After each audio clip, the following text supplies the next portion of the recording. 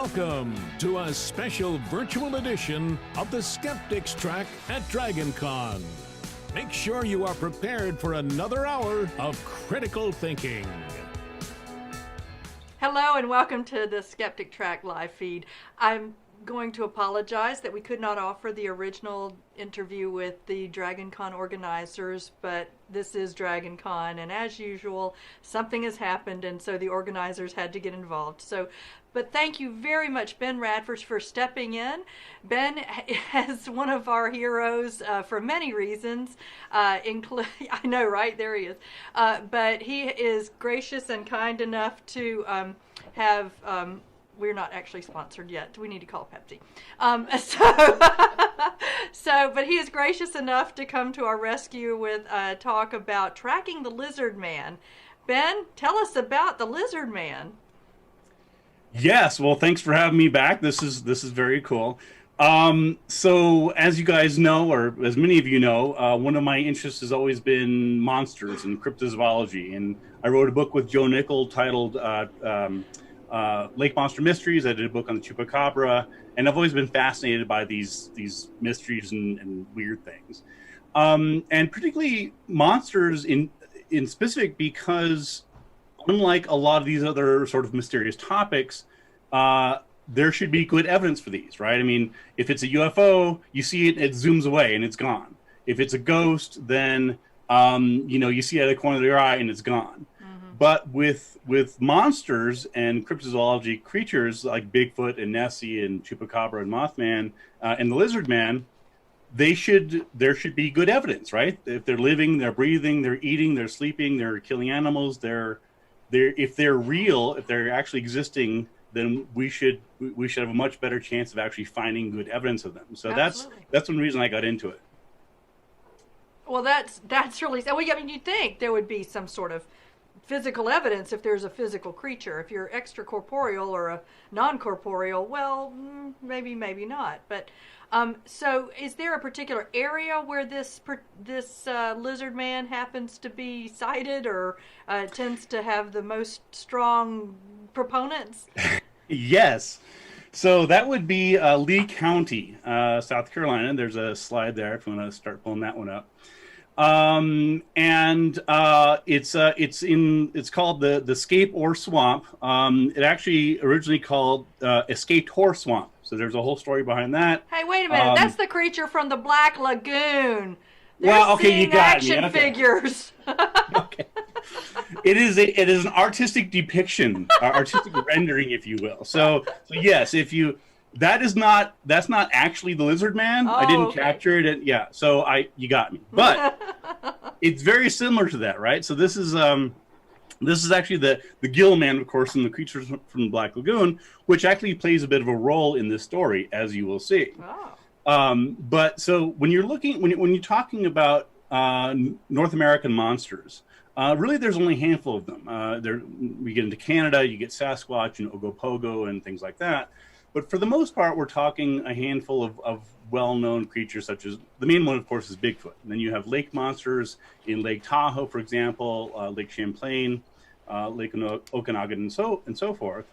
And then you also have Mothman in Point Pleasant, West Virginia. But the other main one is the Lizard Man of Scape Ore Swamp, or Escaped Horse Swamp, depending on how far back you go.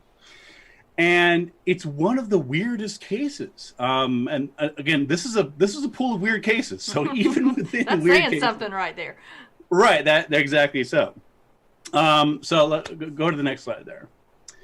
So so we're talking. It's basically described as being 7 feet tall, powerful, aggressive, strong, and according to one particular main eyewitness, who I'll talk about in today's presentation, very fast. And he's supposed to chew on automobiles, which is odd, right? I mean, well, that sounds suspiciously like the person in the Blondie song who chows down on cars and eats cigars and all the other things. I had not made that connection. Thank you. You're just...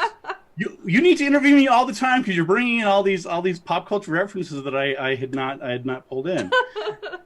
So now this is what you're seeing there. That also is not an actual photograph of Lizard Man. That's Godzilla. Oh, I was disappointed for a moment. Yeah, and it's actually not Godzilla. It's a depiction. Anyway, so it's not real. It's not the real Godzilla. It's not the real thing.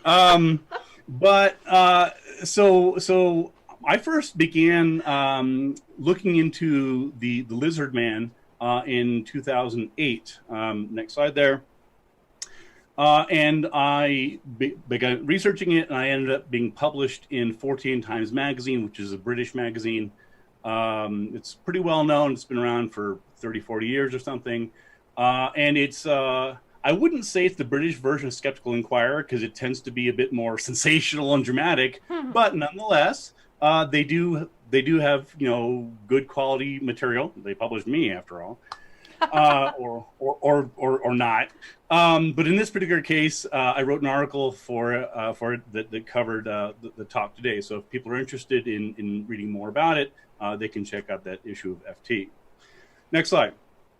So again, I'd heard about the Lizard Man when I was doing research into Bigfoot and all these other creatures, but I hadn't really. It was sort of on my radar, but I hadn't spent any time on it because I'm one person, you know, I can't be everywhere to investigate everything. Got to leave some for other people.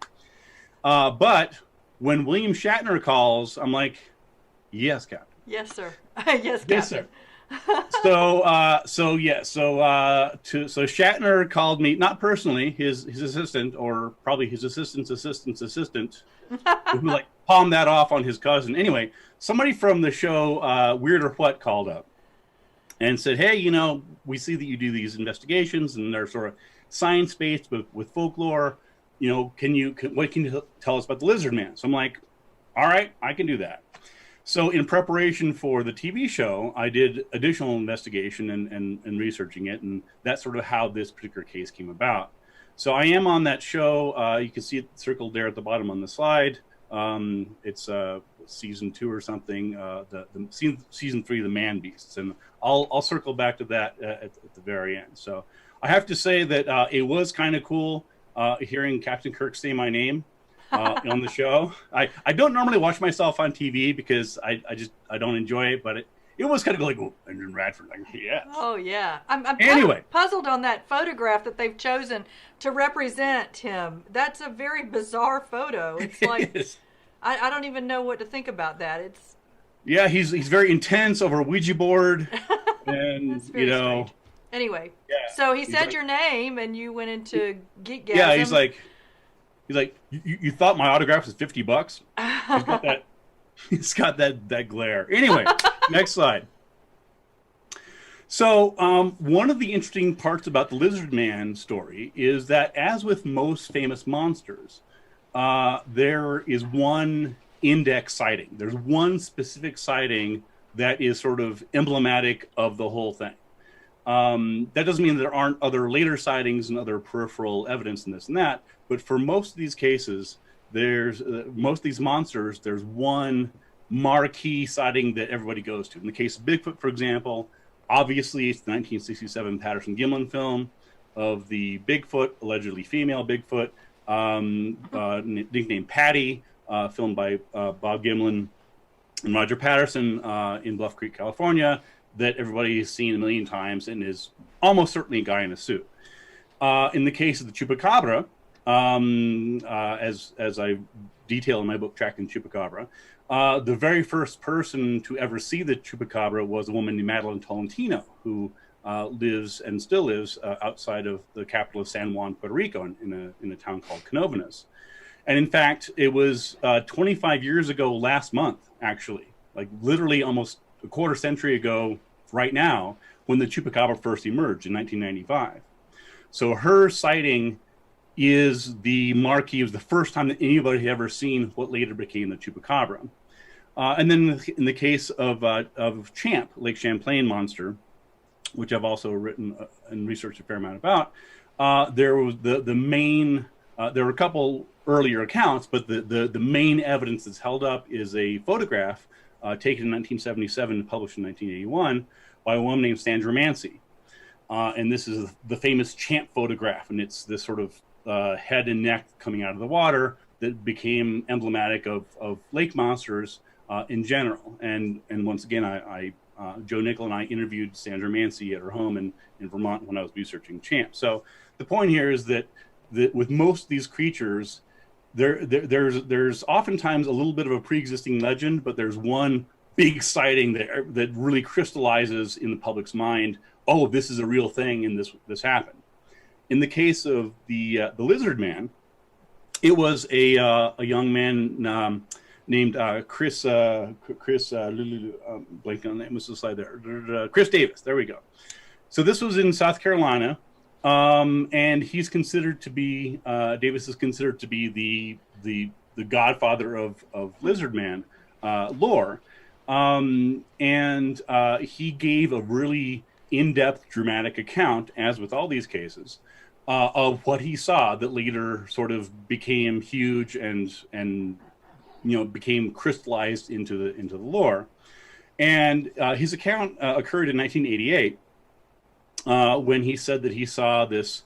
It was the early morning hours, and he saw this creature, this weird thing that he'd never seen before, that later became the Lizard Man. And I'll talk about that now. So next slide. So this is Chris Davis from 1988. That appeared in the Sumter item in 2020 July, and he's talking about some weird thing that he saw. And it says, "Bumps in the night. Lee County seeks a lizard with a bad attitude." And lizards with bad attitudes, that's kind of creepy, right? I mean, well, yeah, if they're man-sized, yes. Well, yeah. If they're cranky little lizards, then yeah, who cares, right? Right. That's baseline for little lizards. Right. Yeah. Yeah. There's this. I mean, if he'd been like, yeah, it was this hot summer night, and I stopped somewhere and I saw a little lizard, we wouldn't be talking about it. Not even. So anyway, next slide. So even though there's a handful of other people that have reported seeing the Lizard Man, most of these weren't firsthand reports, but instead cases in which evidence or alleged evidence was attributed to the Lizard Man. In this case, there's a couple of photographs there. Mangled metal. So the Lizard Man became known as the sign that the Lizard Man was there was dents in metal and scratches in metal. The idea being that it liked to chew on bumpers and hoods, which again is that's a little sketchy anyway. I don't know if we have any dentists in the audience, but that's not something that's not good for oral hygiene. That is not good for oral hygiene. And again, sort of putting it in the context of these other creatures, right? In many ways, it's similar to a lot of the chupacabra reports, in which people don't necessarily say, "I saw a chupacabra" or "I saw something weird." They see, like, farmers will come across dead chickens or dead goats on their farm, and they will infer that a chupacabra was there, because what else could this have been? Well, the answer is usually ordinary predators, coyotes, wild dogs, this and that. But again, in a lot of these cases, when you see these long laundry lists, look at all these reports, they're not sightings. They are somebody that assumed, based on a dead chicken or a dead goat, that the chupacabra was there. In this case, with the Lizard Man, it wasn't that there are all these reports of people seeing the Lizard Man gnawing on on a fender on a Ford. It's that somebody's got some damage on their car and said, "Well, what could it be?"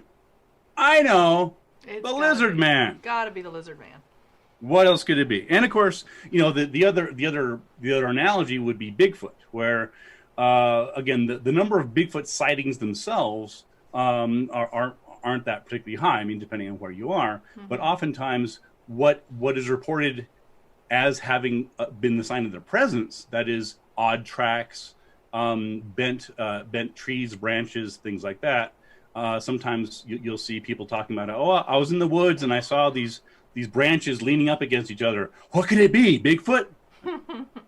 I guess, So the point here is that in a lot of these cases, with a lot of these monster sightings and reports, they're not sightings per se. They are people assuming that ordinary, mundane things that they're finding must be or are likely attributed to these creatures being there. Of course, when no one saw them, they weren't on camera, and so on. Next slide. So Chris Davis, he sees this thing again on early in the morning in 1988. He was coming home from work. I'll just summarize the story real quick. So Davis got off work at McDonald's, I believe it was, and was heading home to his house in Bishopville, and he got a flat tire, and he pulled over to the side of the road and near a swamp, near Skateboard Swamp, and he got out to change the tire, and as he was doing that, he saw, and again we'll get into details in a bit, but he saw this thing coming at him from the wooded area, from the shade, because it was with moonlight, and he freaked out and he basically drove off. So that was then he drove home, and then and again we'll sort of get into the details later on, but apparently he didn't tell anybody for a couple weeks. So there's some question as to when exactly he told people that he'd seen this thing. But at some point within a week or two, he told other people, "Hey, I saw this crazy thing in the swamp. Oh my God, you know!" And then he showed people the damage to his car, which he claimed was part of that. So, so this sort of goes. This goes, you know, I was going to say it goes viral. It goes pre-viral. This is pre-internet. This is '88. So, but nonetheless, Good Morning America hears about it. Oprah hears about it. And Oprah Winfrey would never, ever publicize anything but true facts. We know this. Absolutely not. No. She would never have any quacks on her show. Never. You know this, right, Angie? Right? Absolutely. Right. There's no way she would push anything that wasn't completely scientifically based. Exactly. So clearly the fact that he appeared on her show is evidence that it's all. So everybody's looking for the story, and soon, of course, the word gets around, and it's a tourist thing, as is often the case, right? That you see this in Scotland, for example, at Loch Ness, in Inverness. I've been to Inverness. It's a beautiful town. I love being there. It's nice, but honestly, the main reason to go there is Nessie. It's because they have a world famous lake monster. So I mean, it's a beautiful place in and of itself, but everybody knows that, you know, the reason that 70% of people go there, a tourist, is for the monster, and so that you had that same effect. And this happens in many monsters. For example, in Lake Champlain, Port Henry is said to be the home of Champ. In Okanagan, it's Kelowna, British Columbia. So oftentimes there's this financial incentive, not necessarily to create the monster, but to maintain the illusion. Yeah, you know, help it along, because why wouldn't you? So all of a sudden, this tiny little town in South Carolina gets 50,000 people in Bishopville coming in there they're hearing about this crazy lizard man thing that this guy saw, and so it becomes its sort of self-perpetuating tourism thing. Next slide. So, and to this day, or at least as of a couple of years ago, there's, you know, as any good local monster store has, there's T-shirts, there's hats, right? There's beer koozies, there's little plush animals, there's X, Y, and Z. So there's on the screen there, you see a couple T-shirts. Lizard Man. Have you seen the Lizard Man in their sort of cute tourism things? So again, this is all part of the packaging of Lizard Man. I love how dapper the one on the right is. Yeah.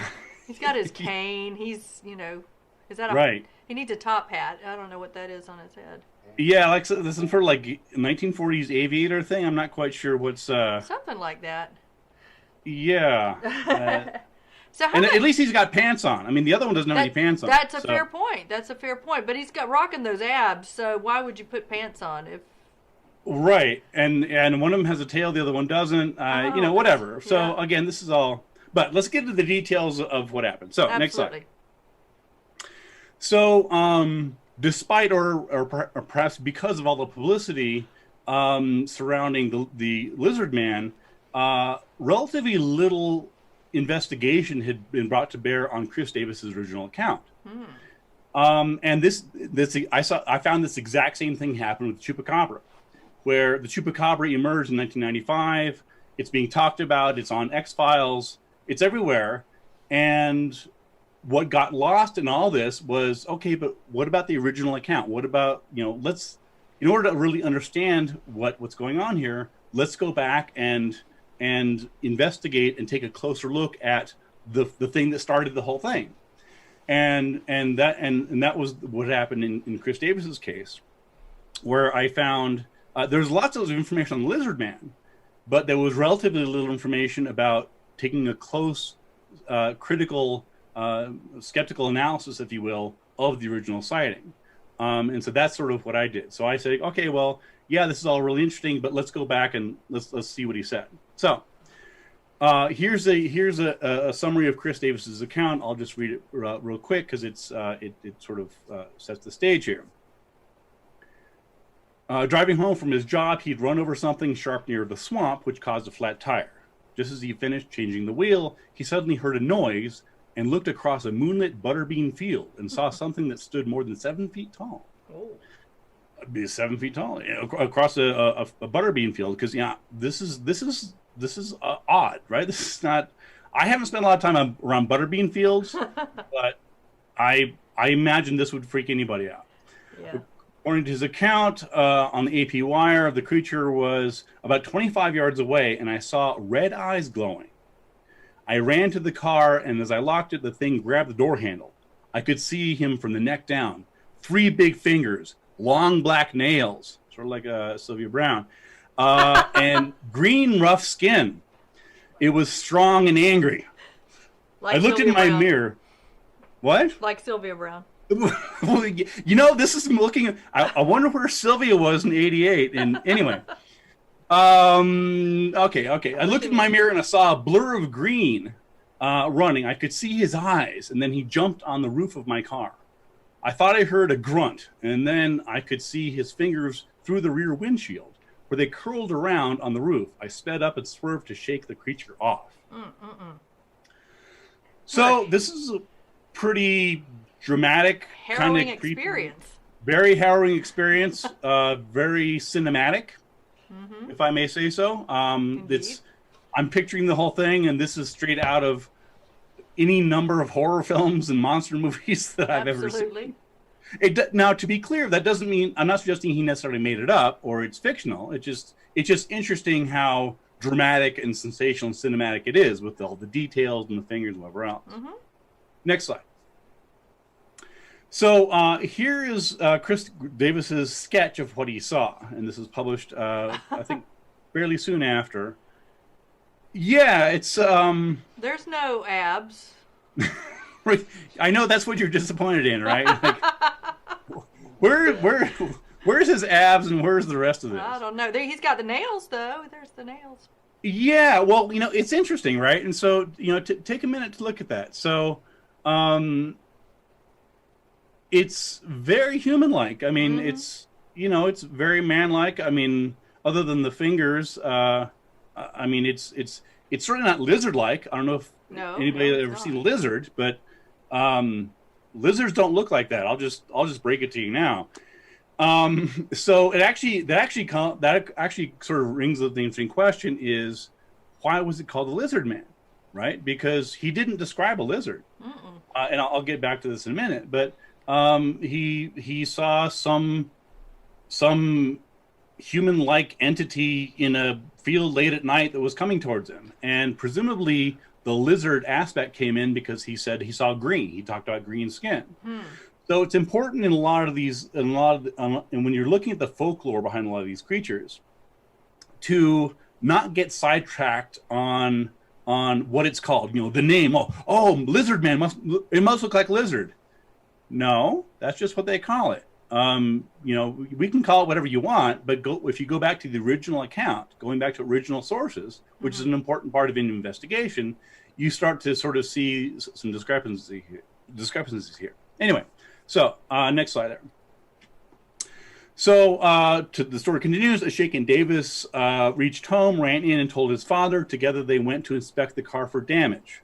Pay attention. This will come up soon. The first thing they found was that the side mirror had been terribly twisted. When Chris Davis's father looked at the roof of the car, he found deep scratches penetrating the paint and even denting the metal. Huh. So I can't think of anything besides a lizard man that could cause that sort of damage to a car.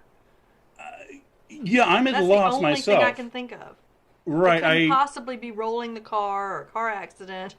Couldn't do any of those things. Well, I mean, my assumption is that, and I haven't done this, I'll be the first to admit that, but my assumption is that if we took a survey of auto repair professionals, and we said, however often you do body repair, how often do you do paint and body, and there's deep scratches on the car, and it's caused by lizard man? I'm guessing 80%, 90%. What's your guess on that one? That would easily, yes, sure. 90. Depends on the region, of course. Absolutely. Right. I mean, in Texas and New Mexico, it'll be chupacabras. It'll be chupacabras.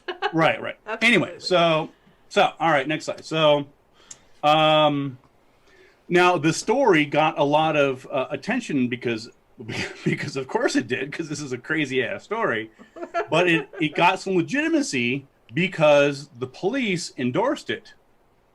Or kind of endorsed it. So, so Davis's story was endorsed by the local sheriff, Liston Truesdale.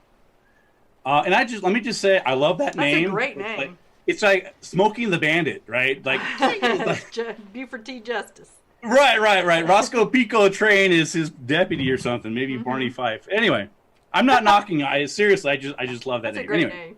Back to the slide. So, the sheriff, Truesdale, allegedly administered a polygraph test. And since I'm talking to the Skeptics track, I won't go too deep into it, but polygraphs are not scientifically verified. I'm guessing most skeptics here know that, but for those who don't, there's little or no scientific legitimacy to polygraphs and lie detectors. They don't actually detect lies. At most, they can sometimes, under some conditions, detect intentional deception, which is a different matter. Anyway, but part of the Lizard Man story is that Chris Davis's account was verified or proven true or something because he passed a polygraph test. And so again, there's a little bit of sketchiness there, but that's the story. Next slide. So when I began researching this, again, I was interested in looking at going back to the original sources, not just, I mean, I'm fascinated by the whole folklore and legends and different, all that's fascinating, but I'm like, okay, but what about the first story? Let's dig into the details here. And even though in some, maybe online or in magazines, wherever else, you'll see phrases like, his story never changed, or, blah, blah, blah. No, his story did change. So if you take a closer look at it and you go to original sources and you look up the original newspaper accounts, as I did, instead of just going by some summary you find on Wikipedia somewhere, not to knock Wikipedia, but you'll find that Davis's story did change several times in the months and years following his sighting. For example, he first said that the creature had scales, and he later said the creature was caked with mud. Now that's interesting. Isn't it usually like the opposite? It starts out rather ordinary and then becomes fanciful. Yeah, well, there's different versions here, right? And so first of all, I mean, again, and I'll get to this in a second, but keep in mind the conditions under which he said he saw this thing, because this is going to be important, right? It was at night. There was some moonlight, but not a whole lot. There were no street lights. This is a rural area and still is today. In a field, I mean, this, and seeing behind him, coming at him from, depending on which account you read, 25 yards away, 50 yards away, whatever it is. So I'm wondering, how in the world could you have seen scales? Sure. I mean, I'm not saying it's impossible. I don't know how that detail could be true. Or mud, for that matter. Well, right, exactly. I mean, Yeah. what's going on here? So, and as I'll talk about in a second, Davis also gave different accounts about how far away he was when he saw it, and other details as well. So, again, I want to be clear. That doesn't mean that he's lying necessarily. It just means that it's not true that his story never changed and it's rock solid. Well, his story did change, and you have to tease out the details, and we'll do that in a second. Next slide. So let me read to you another account, again, a contemporaneous account from a local newspaper, the Sumter Item, of 20 July. He said this was taken at the site of the sighting, the Butterbean Field. He said, quote, "I had just put the tire on the trunk when I see this thing coming from those trees about 50 yards away, kicking up dust as it ran. He said the creature grabbed the car door just as Davis sped off. When he reached 40 miles an hour, he said he noticed it had caught up with him. Quote, I looked in the rearview mirror and I saw something and heard a crash on the roof." So if you were paying attention to the quote that I gave you just a few minutes ago, you'll see a couple interesting disparities. A couple changed details there. And again, I wasn't there. You weren't there, I assume. So Yeah, I was the guy in the suit. Well, that's what I was going to say, right? Because I can run 40 miles an hour, sure. Right, and it wasn't leopard print. If it had been leopard print, like, that's Angie. Clearly, that's Angie. Absolutely. But in this case, so there's a couple little details there. So, and I'll get into some of the discrepancies here in a second. So next slide. So this version is puzzling, as it says there, not just for the details it includes, but what it leaves out. He says that he saw the lizard man under some trees running towards him, kicking up dust. Yeah. Well, I mean, that's possible, but swamps aren't dusty. Yeah. Usually they're the opposite. I mean, I live in the desert, so there's dust everywhere. Dust. Yeah, I know. I mean, again, I'm not saying that proves the story's wrong. It's an odd detail for a swamp. But take a closer look at what he's saying. He's saying that he said that he saw dust being kicked up in near darkness at nighttime from 50 yards away. Seems unlikely. Half the length of the football field. And again, in other accounts, he said it was 25 yards away. Now, again, I'm not blaming him for not knowing the exact distance. I mean, that's fine. But the point is that there's 25 yards and 50 yards. There's a difference there, you know. And especially when we're talking about eyewitness sightings. And there's no mention, notably, in this interview, of the 3 green fingers that he said he saw on his windshield, driving away at 40 miles an hour, right? So why is he leaving that out when he's talking to this particular reporter? Next slide. So one of the things I began looking at was, again, the details of his eyewitness sighting and trying to figure out what could it have been. Because, is it possible it's a hoax? It's possible. I don't think it is. In virtually all the high-profile monster sightings I've investigated, in most cases, they're not hoaxes. They're sincere people. This is the case with lake monsters, chupacabra.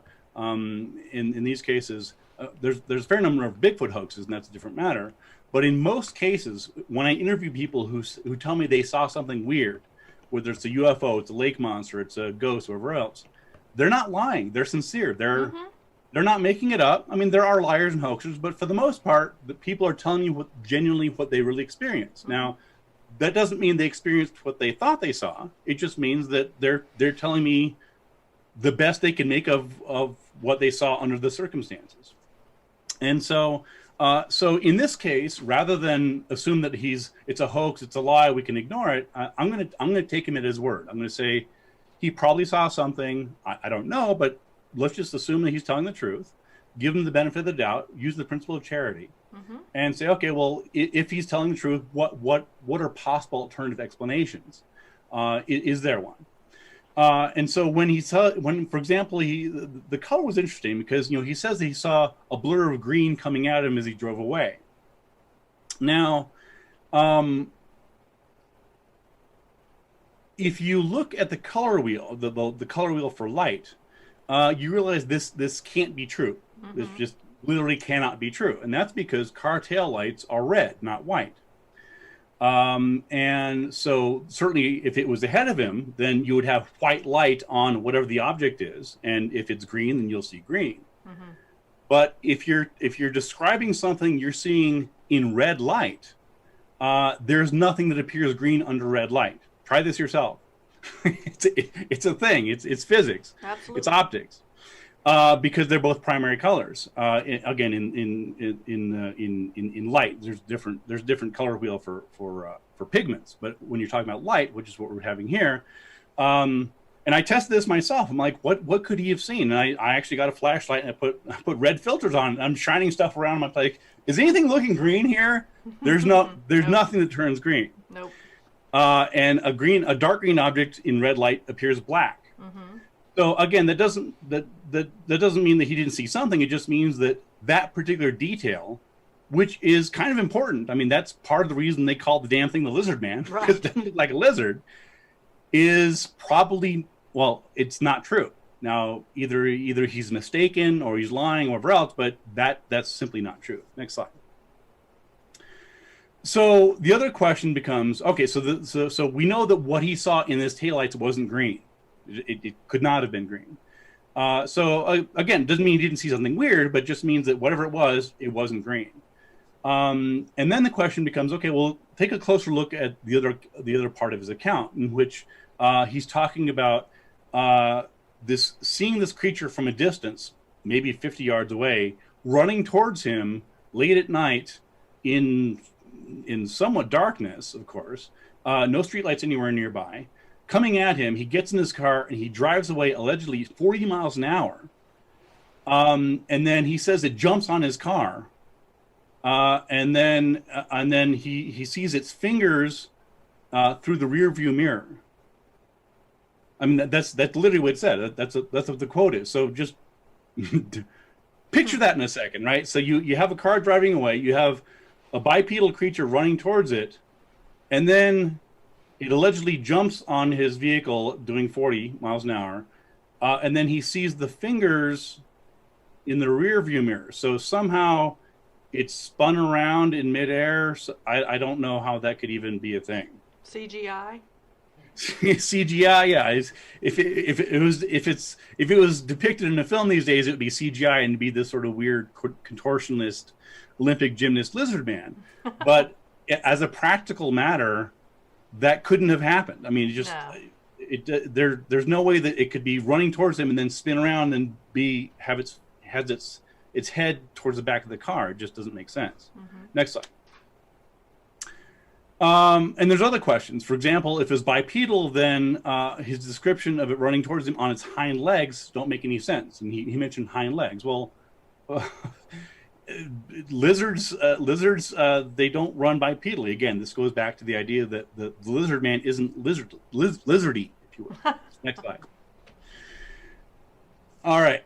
So again, where did the lizard man come from? Who knows, right? What he described isn't lizard-like. It looks much more like a human. It lacked a tail. He didn't mention a tail, even though, of course, in the T-shirts that we saw, one of them had a tail. The other one had abs, as you pointed out. And other than being green, it looks pretty much like a regular person. Next slide. And again, I mentioned this before, but I'll reiterate it because it's important. How the hell did he even see this at 2 o'clock in the morning? The area's a swamp. There's no ambient light. It's a rural area. Just the detail. I mean, I don't doubt he saw something, but it's pretty clear that many, if not most, of the details of what he saw, which of course are publicized and talked about, probably almost certainly aren't true. Next slide.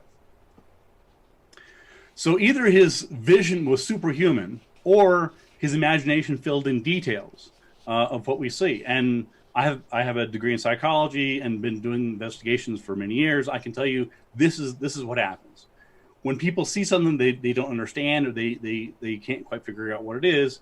Our mind fills in the details.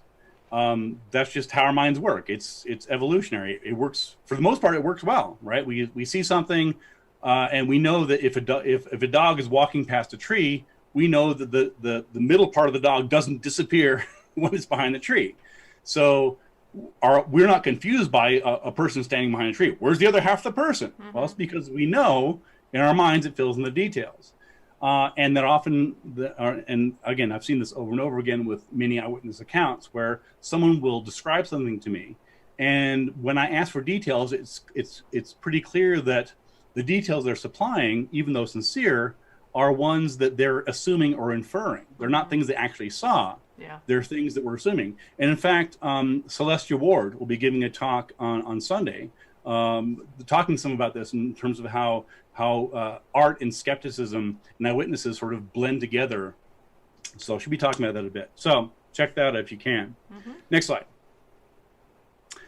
And again, how did he escape from this thing, right? Just do the math on this. He's changing a tire. He sees this thing running towards him from 50 yards, 30 yards, some distance. It wasn't right there. And if it can run 40 miles an hour, as he assumed or claimed, it would have been on him before he could even start the engine. So I mean, it just doesn't make sense that something that can run 40 miles an hour, he sees it at a distance. He's like, all right, let me close the trunk and then get in the car and close the car door and turn it on. That's not gonna work. Next slide. So as I mentioned, it should have been able to grab him in the time it took to notice it, see the details he described, start the engine, and speed off. Next slide.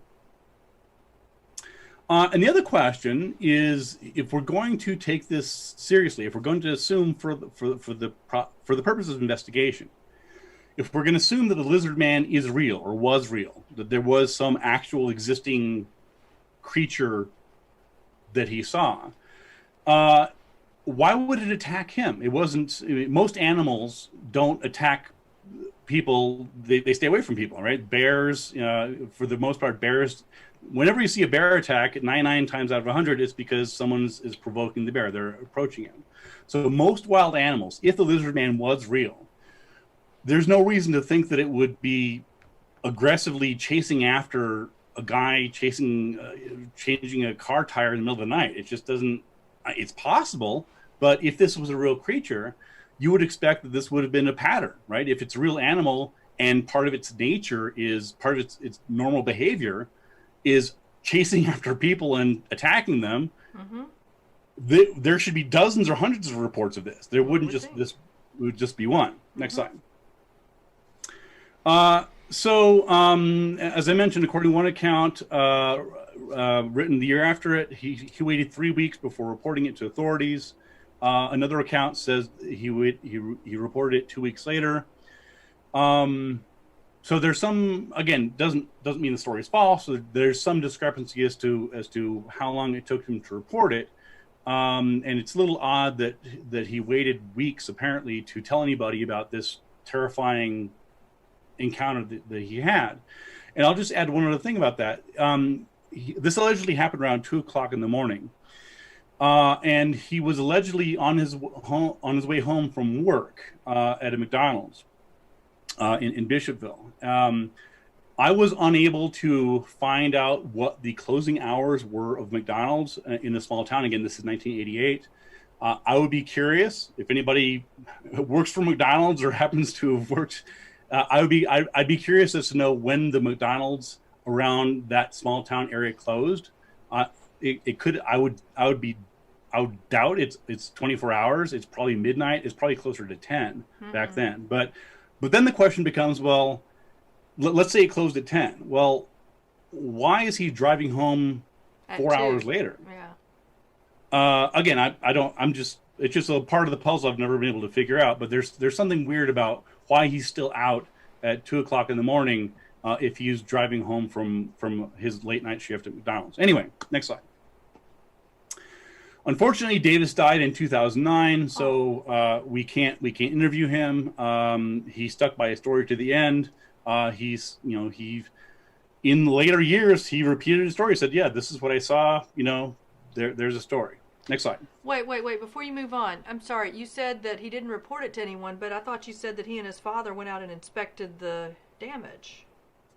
Well, see, again, this is Another one of the discrepancies, right? It depends on which newspaper account you see. So, according to one version of the story he told, he told his father that night. I mean, when he got home.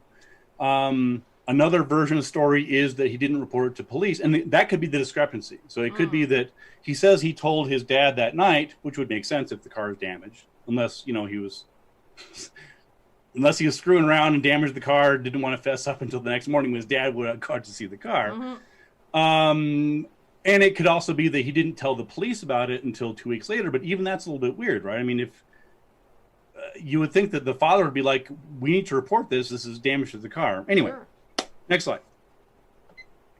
So, I'm a little bit running out of time, so I'm going to go through some of this stuff pretty quickly because there's a lot more to it. But basically, long story short, Sheriff Truesdale did not, in fact, administer the lie detector test in the course of an investigation. So what happened? So the little factoid that Davis's story was verified by polygraph isn't quite true. So a polygraph was administered to him, but not by the police. It was by his PR marketing people.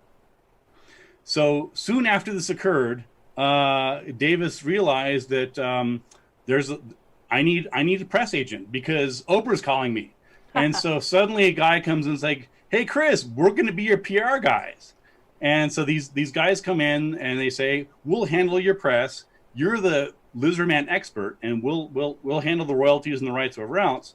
And as part of publicizing the story, the two PR guys administered or had a test administered, polygraph test, which he passed. Now, that doesn't really mean anything because it's not an official. There's no penalty for lying. I mean, it's just, and it doesn't. It's a publicity stunt basically. And had he failed the polygraph, we never would have heard about it, right? Absolutely. Like, oh, he failed. Well, whatever. We don't know what you're talking about. So keep that in mind. Next slide. So, regardless of what you may think about the polygraph and whether that's valid or not, there was let's go back for a minute to the hard evidence, right? Because all we have so far is his account. He's saying, I saw this thing, he jumped in the car, it ran off. No one's really seen it since. But right, we have the damage to the car. We have the deep scratches in the car. We have the mirror twisted off. One account says the driver's side mirror was bent and twisted. There was the damage and chewed up. And if a 7-foot tall animal jumped on the car as he's going away, it would have caused a bunch of damage. So next slide. So there's several different versions of the story. The different story, but one local newspaper said, quote, he escaped with no more than a scratch on the fender, Davis said. Really? Yeah. So according to one, again, I wasn't there, you weren't there, but according to, he told one reporter there was a scratch on the fender. So, but let's go to the photos. So next slide. So this is an exclusive photo of the Lizardman car damage. So just take a second, look at it close. Oh, I made a mistake. Okay, never mind. Next slide. Yeah. There are no photos of the car damage. Fair. There are no photos of the car damage allegedly endured by Chris Davis's car. Zero. There are photographs of other people's cars that were said to have been damaged, whatever else. But and I looked extensively when I was researching this. I could not find a single photograph of the mirror that was twisted nearly off, the deep scratches. None of this was there. And of course, think about this for a second, right? If you're trying to promote this story, and there were scratches and damage, his PR people would be all over it. They'd be sending out photos. Oh my God, this is verified. This is true. Look at this damage. Nothing. So that part of the story almost certainly isn't true. Next slide. As I said, again, it's inexplicable that had the damage been real, the damage that's described in these accounts as being evidence that there was some encounter, there's no evidence that ever happened at all. Next slide. Okay, so I'll try to wrap this up in the next few minutes because I know we're running out of time, and this is a fascinating, in-depth case. So, well, we've got till 12:30. I know okay. you have another talk, but we've got this scheduled until 12:30. So Oh, well, there's perfect plenty then. of time for talk. You can take your Then time. I'm going to slow down. Okay. Oh, 10 minutes. Really? We've been going that long already? Yes. Oh, for goodness sake. All right. Well, you're I absolutely was right. I'm right. sorry. I'm absolutely wrong. You're All right. I'm sorry. Back to the slide. You're right. Thank So you. the question then becomes, what did he see? Right. looking So at the again, wrong I believe he saw something. I don't believe for a second that it's the lizard man, and there's no evidence of any type other than his story. But you know, he probably saw something. Next slide. So again, I'll skip through this, but again, I don't think that there's any evidence that it's a hoax. I think he probably saw something genuine. And I will just say that again, the description he gave is very cinematic. And as I mentioned before, if you look at the history of many of these sightings, they are very cinematic. And Dan Loxton and Don Prothero wrote a book titled Abominable Science, which is very good, and it looks at some of the cultural stories behind all these monsters. And in case after case, you see media accounts influencing eyewitness accounts. So, for example, well, in the case of Chupacabra, the original Chupacabra, as I've discussed in my book Tracking Chupacabra, was inspired by the 1995 movie Species. It's very clear if you go back and compare and see what the original witness said. In the same way, one of the original sightings of the Loch Ness Monster was influenced by the movie King Kong. As Dan and Don talk about in the book. So it's important when you're examining these claims to look at the social and cultural context of these. Anyway, next slide. So even though there's no damage to the car, he probably saw something. Next slide. So the question then becomes, what did he see? One part of the report says that the creature he saw had red eyes. Next slide.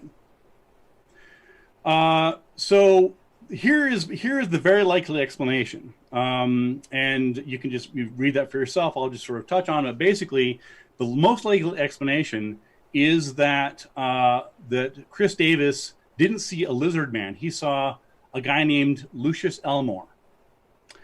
Now, Lucius Elmore did not look like a lizard man. He looked a lot like what Chris Davis originally described, which is a man with more than 3 fingers, but accepting a couple details, which again, going back to Davis's original drawing, which we can all see, looks a lot like a person. Doesn't look like a lizard at all. And so one detail that stands out at me is that Davis, and again, accepting that sometimes descriptions vary and people make mistakes, he described red eyes. Well, Lucius Elmore wore glasses. Now, keep in mind that he saw them in his rearview mirror. Sure. And there's brake lights are red. So if you're looking through the rearview mirror and there's a red light shining against a person's glasses, you will see red eyes, particularly in a panic. So the most likely explanation is here, where there's a local man, again, named Elmore, who said that he saw Chris Davis that night. He's a lucrative butterbean farmer. In order to keep his harvest moving quickly, he dumped the beans onto drying tables. But people were coming and stealing his air conditioner, his air conditioner window units. And so he was actually there overnight in this butterbean field, in the same butterbean field where Chris Davis stopped and saw the lizard man. Next slide. So he was annoyed by the nighttime theft, and he stayed up overnight. And this is known. He's talked about this. This is not a secret. He says, he was there that night, and he was standing guard in case somebody came to steal his air conditioner units. And he saw Chris Davis, at 2:00 in the morning, get a flat tire. And he saw this, and he was awake, and he was there in his butterbean field trying to deter burglars.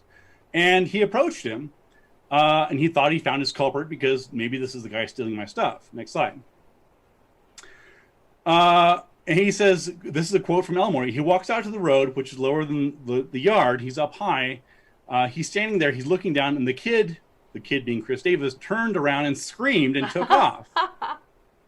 Davis's tail lights reflected in Elmore's glasses, causing the illusion of red glowing eyes. Oh my. Next slide. And so is this a nail in the coffin of the story? I think probably. I mean, it's hard to definitively prove it at this point because there were two people there. One of them's dead. I think at this point, both of them are dead. But it's entirely, I find it entirely plausible, right? Elmore has no reason to make it up. It all fits. That is his butterbean field. He was there that night. He described seeing Chris Davis. And it would be a pretty remarkable coincidence if it just happened to see. And you can see why, from Chris Davis's point of view, it would be terrifying, right? Because you don't know anybody's there. You get a flat tire in this butterbean field near a swamp in the middle of the night. There's no reason to think anybody would be around there. You're changing a tire. Suddenly, this person comes at you, is like, who maybe thinks you're a burglar, is coming towards you. I would be scared. I mean, yeah. Sure. So you can totally see in that context why the account would have come up. Next slide. Maybe the lizard man was standing behind Elmore. Well, this is also true. All Elmore had to do is turn around and he would have seen it. I'll investigate that shortly. So anyway, I'm almost done. What's the next slide? That's really striking. I'm sorry. Go ahead. Yeah. So again, sort of just to finish this up. So in his panic, Davis's imagination filled in the details, and it also fits the explanation as to why there was little or no apparent damage to the car, right? Because Elmore didn't attack this car. He didn't even touch the car. So that's why there's no damage, because he just saw this guy who scared him. He jumped in this car and took off. So whatever it was, whether Lizard Man or Elmore, there's no damage to the car. So there's no reason to think of that. All right, next slide. Next slide. Next slide. So anyway, the most likely explanation is the Lizard Man never existed in the first place, and its mythology was created by one or more misidentifications, misunderstandings, hoaxes, and some combination thereof. So what's interesting about this, I know we're almost out of time, so I'll wrap up, is that it's a case of where the most high-profile original sighting is still considered to be this strong case where there's this eyewitness sighting and there's this damage and this evidence and the car was. And when you take a closer look at the original sighting, a lot of the pieces just sort of vanish. And if you go through the last couple of slides, there's a couple of shots of me on Bill Shatner's Weird or What. There's some butter beans you can buy. There's you can see more again on my podcast, Squaring the Strange. Check it out. There's me doing Weird or What. And in the TV show, I'm asked to try and duplicate Lizard Man gnawing on a car. So I was like, well, I'm skeptical. Did you break your teeth trying to gnaw on that car? I did not. I used implements of destruction, as Arlo Guthrie would say. So, yeah, it was hammers and nails and things like that. So I did not gnaw on the car. I'm too smart for that. Oh, thank you, Ben. That was really great. So, did Davis happen to have a few extra air conditioners, or did Elmore actually verify that he had changed the tire? Yeah, I think he changed the tire, and Davis just took off, and it wasn't until later on that people were comparing the two stories. Say, okay, well, what Chris says is the basics are probably true, and what Elmore says, the basics are probably true, and they actually fit together pretty well to explain this. Absolutely. Well, that was wonderful, and thank you again for coming and filling in at the last moment. I'm so sorry that we couldn't bring you the interview with the Dragoncon organizers, but it's Dragoncon. We're hoping that we can maybe manage to get them in at another point, and we'll let you know if that actually happens. We just are out of time. I have not been recorrected that we are out of time. So thank you very much for watching our live Skeptic Track feed. We hope to see you at 2:30 when we'll see Nick Eftimiades talk to us about the world and our future challenges and opportunities. We'll see you then. As fun as all this streaming content is, we sincerely cannot wait to see you all in person again next year. Remember to stay healthy and safe until then. Wear a mask when interacting with other people out in the real world. Want more Skeptrack? Get more than 10 years of Skeptics Track programming at our video archive, video.skeptrack.org.